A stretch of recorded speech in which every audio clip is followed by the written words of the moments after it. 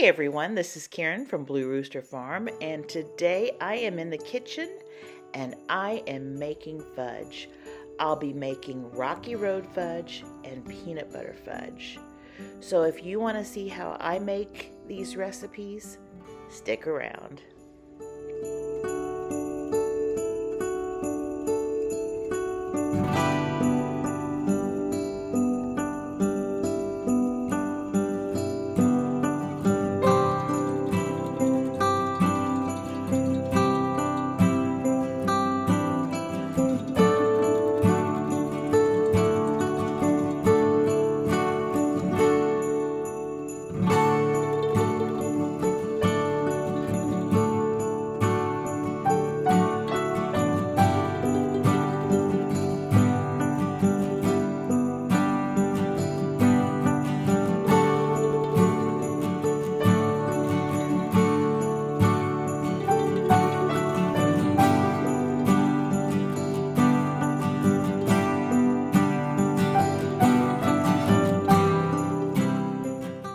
Okay, I'm going to show you how to make some homemade Rocky Road fudge. And there's lots of different recipes out there. Some are super simple, and this one is pretty simple.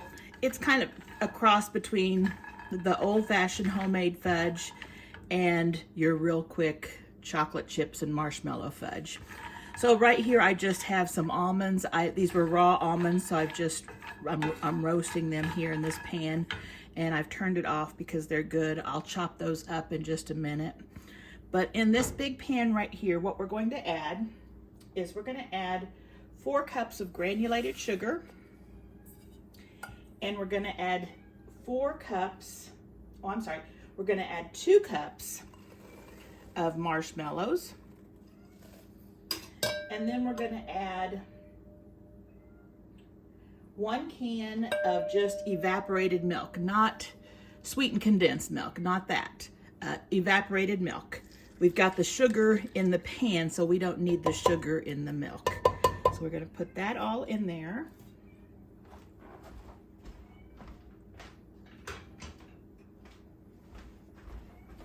And we're going to give this a stir. Now you might hear a kitty cat meowing in the background, and she's just fine. She's just wanting to come into this room right now. She just got spayed yesterday, and so she's usually an outside farm cat, but she's a real friendly cat and does real well. And so I've got her in the other room right now, but she doesn't like being away from me, so she is meowing. So I hope that she'll settle down in just a second. She's been quiet, I think, up until I started talking. So here we have this mixture.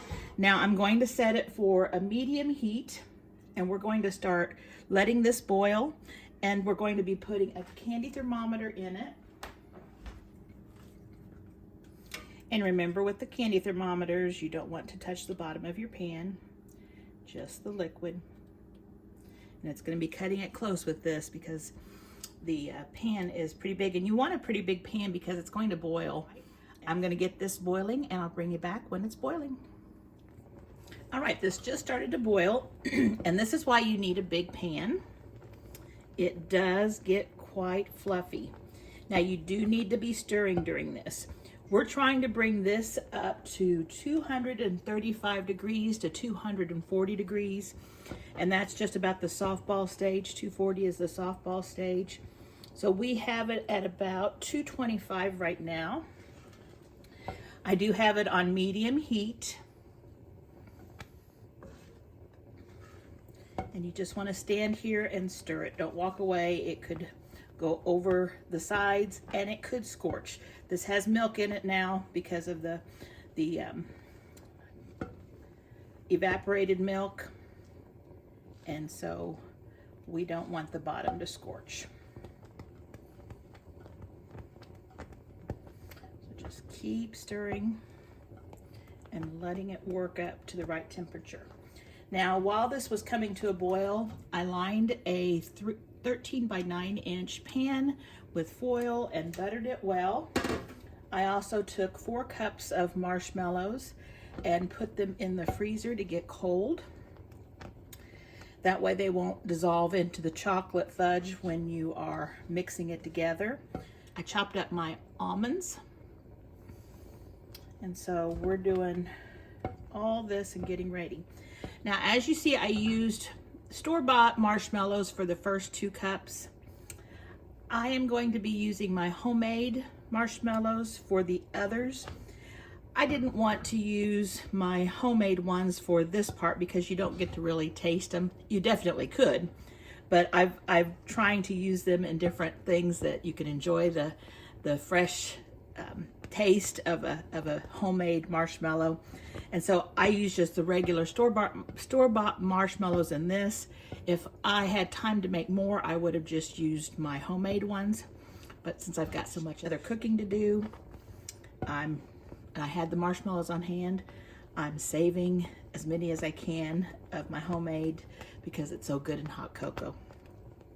But I did take 4 cups of them, cut them up into smaller pieces like the size of mini marshmallows. I did freeze them, and so they'll be really, really good in this fudge. Let's see, we're just a little bit over 225 now. Make sure this is in there. And it's going to get a little bit darker in color, more caramely colored.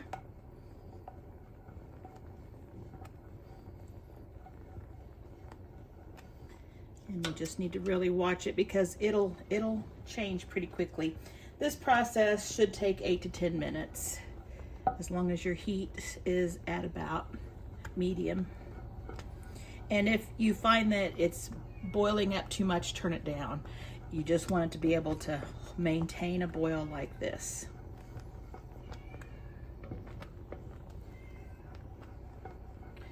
Okay, and I'll bring you back when it gets to be the right temperature. All right, so I'm bringing you back now because right now it is at 235. And I want to tell you, you're going to think your thermometer's broke or that it's not cooking the way it's supposed to, because it's going to stop rising about 225 and 230. And what it's doing is it's needing to evaporate off more of that liquid so that the concentration of sugar is higher, therefore it can reach a higher temperature. So right now I've just been scraping the sides, and you want to be really careful because when this is boiling like this and you want to keep it at this kind of boil, those bubbles when they pop can land on your hands. So you probably want to have some a long spoon, or even maybe a glove or something on to keep it from splattering. This is not something you'd want to do with a young child. It does get very hot. So it looks like right now I'm just a little over 235, and you can see now that there's some little pieces that they're not burned, they're just browning on the bottom. You also want to make sure that you move your thermometer every once in a while and stir underneath that, because there will be some brown bits under there when you stir it. So I'm going to take mine off, and we're just about at 240, so I'm going to turn it off. And it looks good. Now, as soon as you turn it off, what you want to do is we can go ahead and remove our thermometer. Just keep stirring.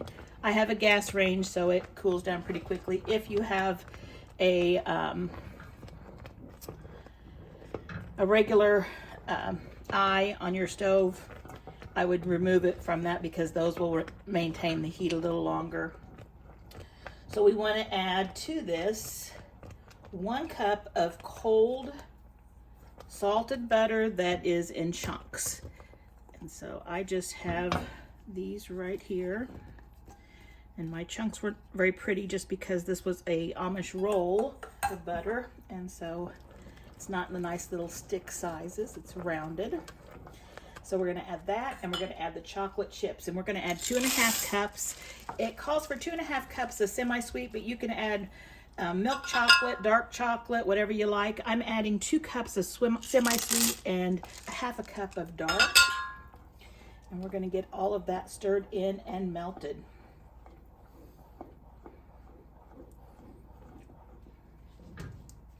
This looks really, really good. Now on the cooking, if you don't cook it long enough, your fudge will probably be softer. If you cook it longer, it's going to get more firm. So I like a firm chocolate, but still, you know, I don't want it to melt in your hands and stuff like that. I want it to hold its shape. So we cooked it to just about 240. So I'm scraping the sides too, using a silicone spatula. And this looks so, so good. It's still super hot, but they did cool down just a little bit with the addition of those ingredients. Okay, then we're going to add the walnuts and the vanilla.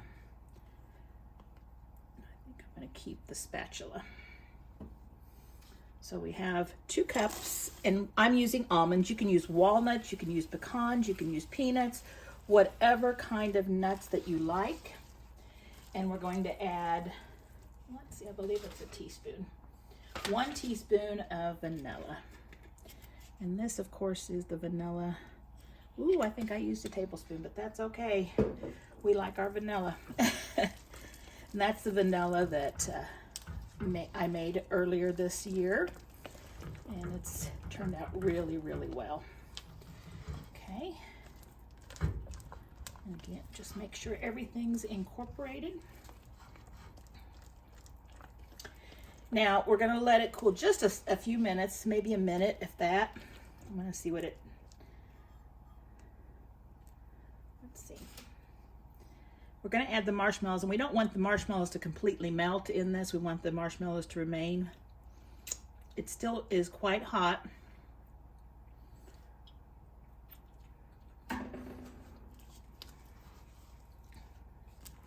So just kind of stir it to help cool it down just a little bit.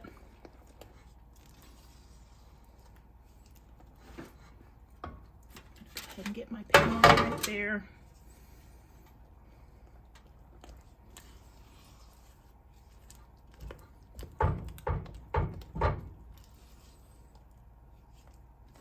And really, when I make Rocky Road fudge, I don't like the marshmallow pieces to hold their normal shape. I like them to be a little bit smeared around, but I still want to have that marshmallow in there. So you decide if you want to let it cool down more or less.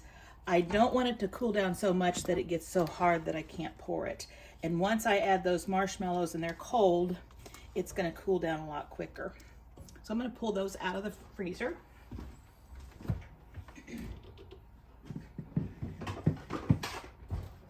And it's pretty funny when you freeze a marshmallow because they do shrink. And so here are the frozen homemade marshmallows, and I'm going to go ahead and add them. So I'm just going to put all of them in there at once and then give it a quick stir and pour it in the pan. This is going to be so good.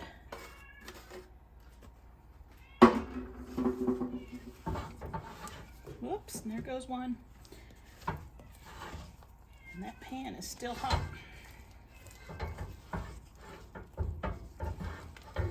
Doesn't that look delicious? And you can see it's kind of melting a little bit, swirling around. Okay, I'm ready to pour.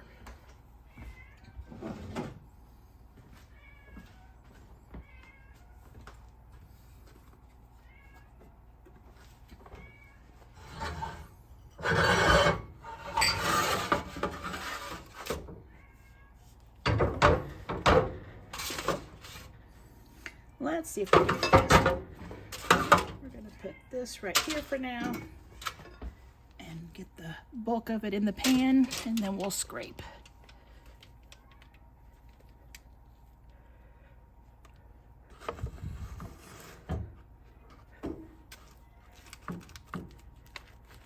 So you can see there's still big chunks of marshmallows in there.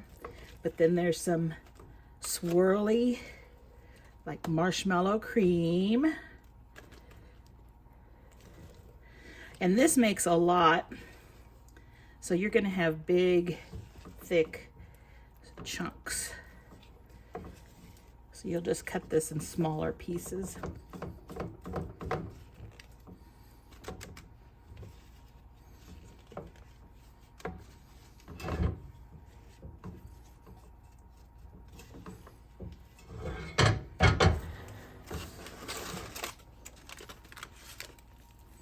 And we'll just give it a little swirl on the top.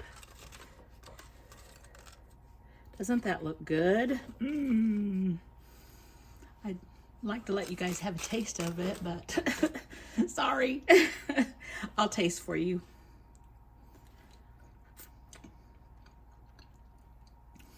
That is good. Very, very good. Really creamy too. Really creamy.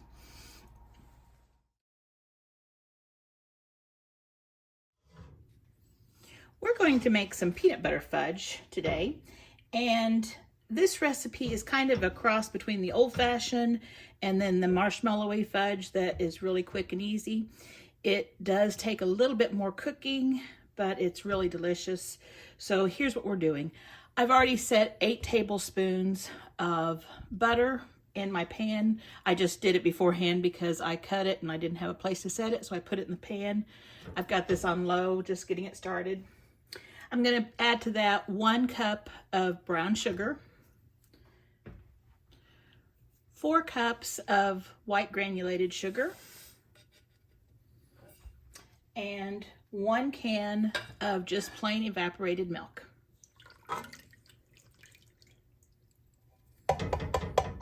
And I'm sure if you didn't have evaporated milk, you could use half and half, or you can use whole milk and maybe add a little bit of half and half to it just to make it richer. I think it will cook up just fine with whatever, but it might affect the creaminess as far as the richness and the taste, but it would still work, I'm sure, with just milk. So we're going to mix this together. And then we're going to set this to a medium temperature, and we're going to let it come to a boil. Now, this recipe does not need to use a candy thermometer. In fact, we're going to just be timing it. So once it comes to a boil, then we'll start the timer. And after the timer has gone off, we will finish the recipe up. We'll remove it from the heat and finish it up. So right now, I'm just going to get this incorporated, and I'm going to get this to boiling. While this is coming to temperature, I'm going to be stirring it. It's right now, when it's just starting to come to boil, I can leave for a few seconds and then come back and stir. Once it comes to a boil, you're going to need to continually stir it so it doesn't burn. But while this is coming to a boil, I'm going to take a 9 by 13 inch pan, and I am going to line it with foil and butter it and get that all set. So I will bring you back when this comes to a boil. It is just coming to a boil. So as soon as it comes to a boil that can't be stirred down, just like this one, it continues to boil after I stir it. We're going to set our timer 7 minutes. And at this point, you just want to stand here and stir. Now, while this was coming to a boil, I was able to get my pan greased and also able to get a few dishes done because I'm doing a lot of cooking projects in the kitchen today, getting a lot of stuff done. So it gave me a chance to get caught up on a few things. I did stir it here and there so that it wasn't scorching. You also want to make sure to go into the corner of your pans because that is a spot that can easily start to brown and we miss it. So I'm just going to stir this, and when 7 minutes is up, I'll bring you back. All right, I'm bringing you back, and our timer is just going off. So I'm going to turn our heat off, and I'm just going to scrape the sides with a spatula, and then the bottom. If you have an electric stove, just remove it from the heat. This gas stove cools down pretty quickly, so it's okay. And I'm gonna put my pan here so I have it nearby. Now what we need to do is add our peanut butter, our marshmallow cream, and our vanilla. So let's start with the peanut butter. You're going to need a 16-ounce jar of peanut butter. I'm using some of our homemade peanut butter.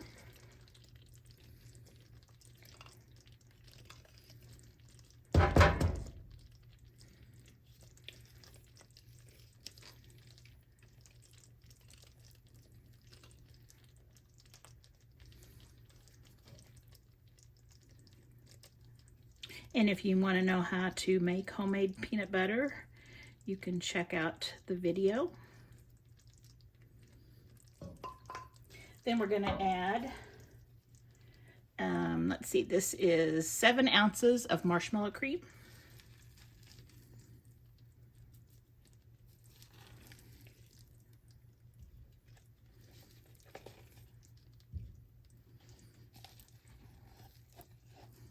That's looking good.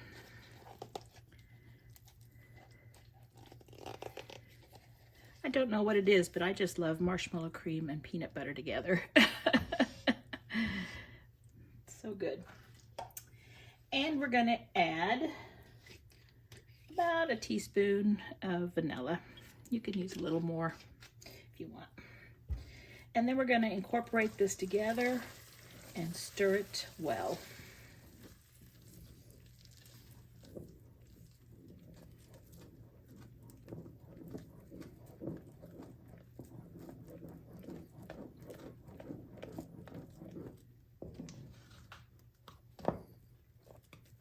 Doesn't that look scrumptious? And it really smells good too. Now, I don't know if I told you, but we cooked this on a medium heat. So you need to keep it at a medium heat so that it is cooking well the whole time for 7 minutes. And I checked to see what the temperature was right before I brought you back, and it looked like it was about 230, 235 on the temperature. But just do the 7 minutes and I think you should be okay. Now let's take our spatula, clean off those sides again, get all that yummy stuff in there.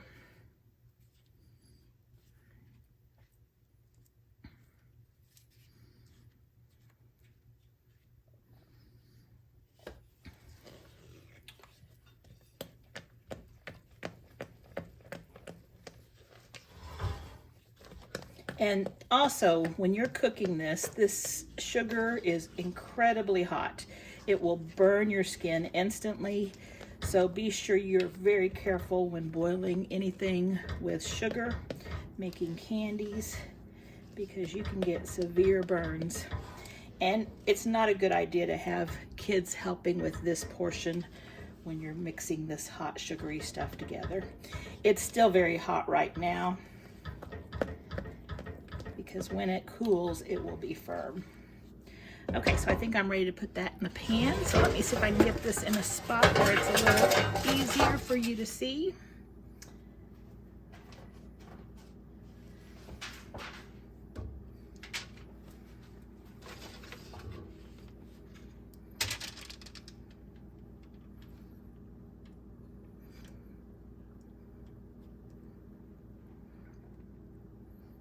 And my lighting's not the best right now, sorry.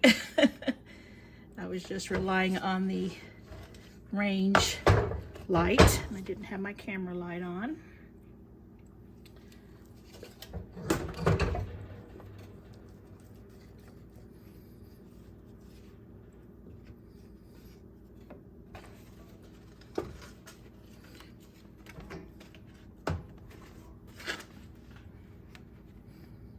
This is a time when a second person would be nice, having a third hand.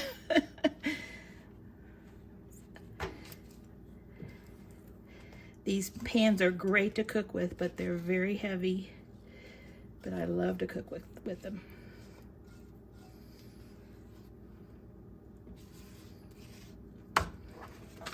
And they stay hot long. That's why you need to have the pot holders. Okay, so let's smooth it out.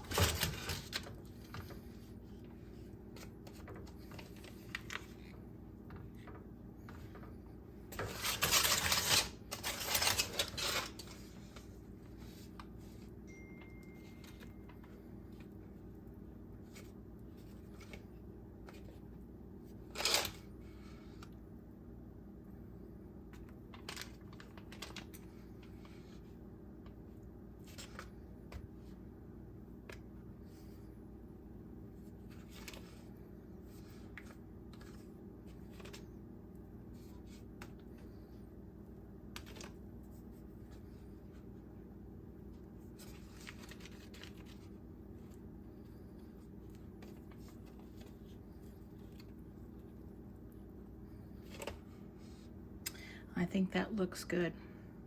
So I'm going to set this where it's cool, and we are going to bring you back when it's time to cut it.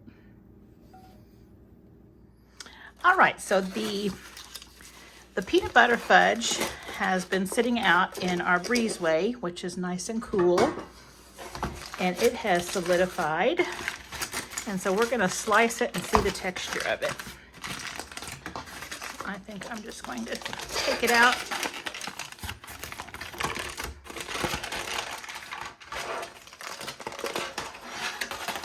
And lay it right there. Nice and firm. And then you're going to want a nice large sharp knife. And we're just going to cut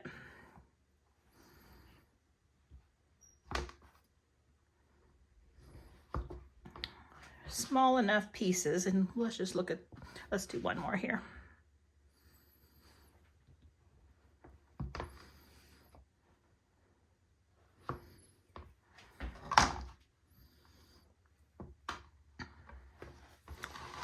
Turn this way here. Take that edge off. It's got a very nice texture, it seems. It's cutting very nicely.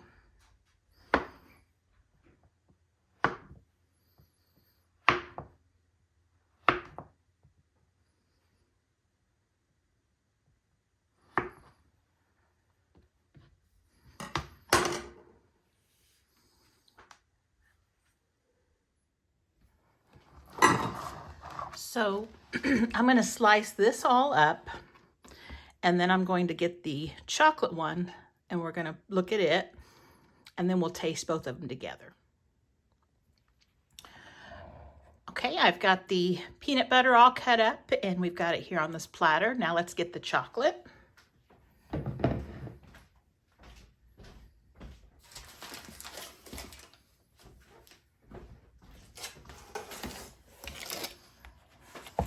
And this looks really good. The marshmallows might be a little ooey gooey, but that's okay. Let's see if we can pull this off.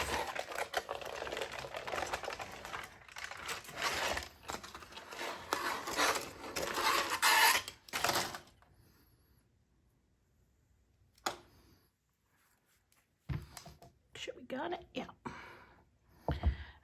Okay, look at that. That's a solid piece of fudge. So let's see here. A little edge there. Let's just slice it right here.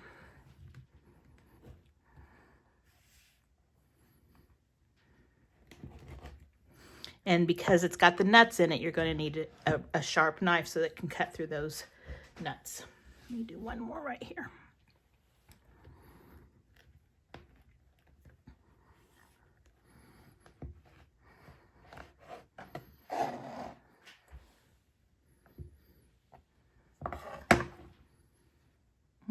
That looks good.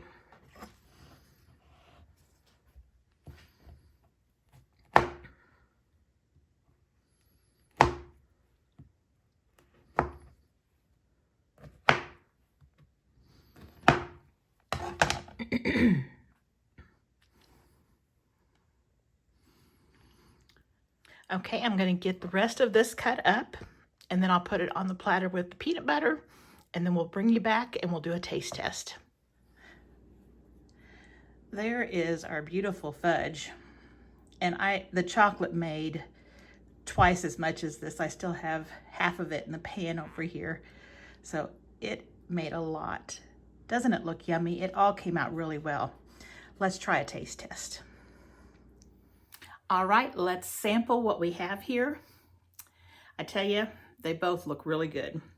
Now I've just got a few slivers that I had trimmed off some of the edges, especially on the corner pieces, to make them look a little prettier. So the first piece I'm going to try is the chocolate Rocky Road.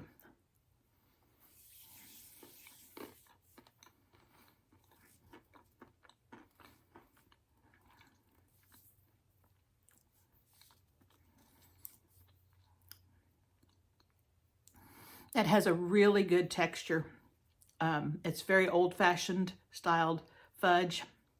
And then those roasted almonds and the marshmallows. I didn't get a whole lot of marshmallow in that one, so of course I'm going to probably have to resample. But the roasted almonds tasted really good. It really gave a good flavor to that. Remember, you can use any kind of nuts in that fudge. The almonds taste really good. But that is a really good one. And that, like I said, it came out really easily. It wasn't a hard fudge to make, so it's a good one to try, especially if you don't cook very often. It's one that you can have success with. Let's try the peanut butter. And let me get a small piece here. Okay.